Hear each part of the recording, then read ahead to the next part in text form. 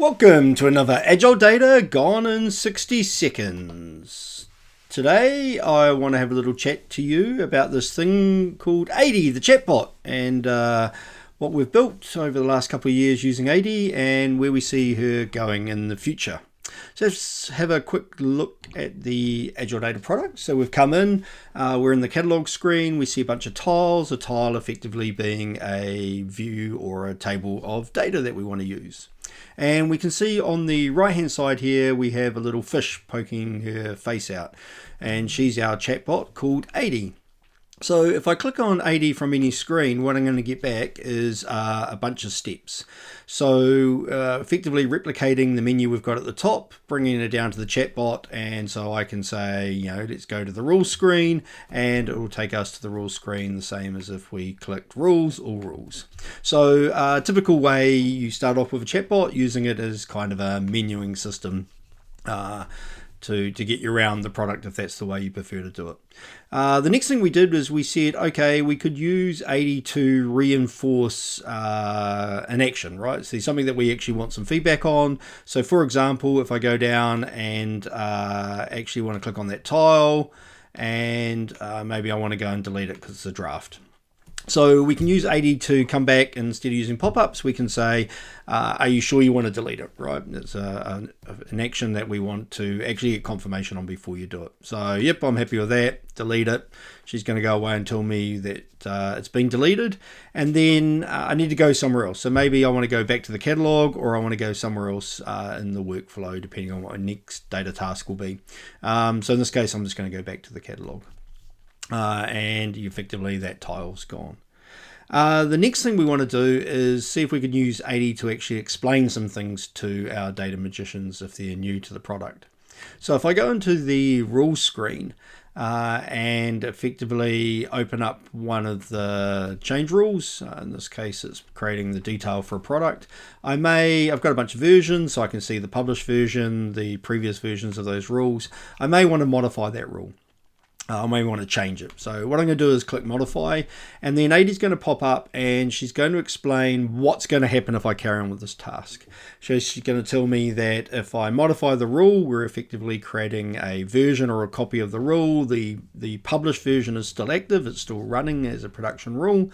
So I'm going to go create this version and then run both in parallel. And then if I actually go and publish the draft, it'll overwrite the published one and keep an old version for me. So again, try to bring in some user guidance into some of the more complex tasks that we've made simple, but you still have to understand what's happening from a data point of view.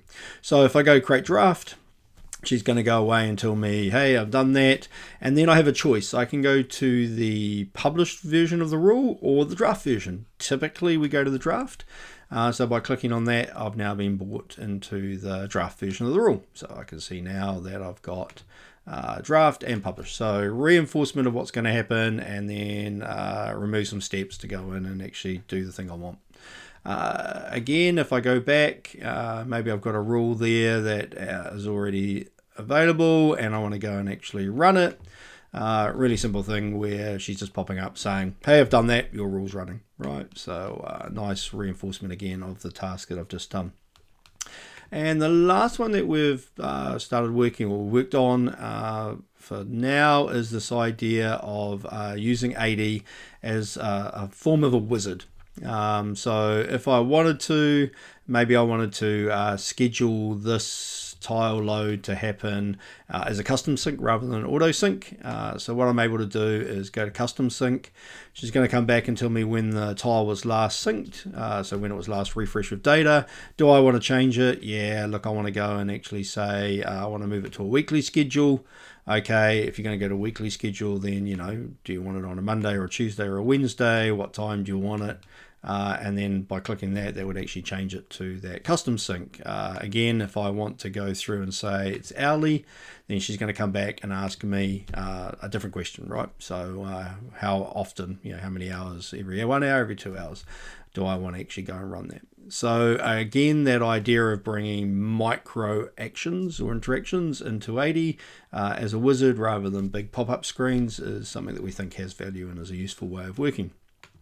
So, lots of different ways that we're using AD at the moment. At some stage, we will bring in a Q&A function where you can ask AD a question, such as, what were my total sales in the southern region in 2017?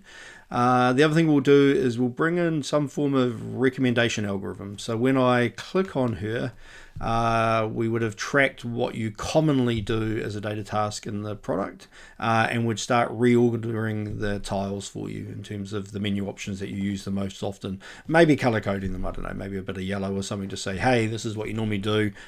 Can we make it faster for you to get there? A little bit less mental cognition required by doing it as a recommendation or a hint for you. So, AD the chatbot, the idea is not to make her Clippy the paperclip, but make her something that I think Clippy was actually designed to do.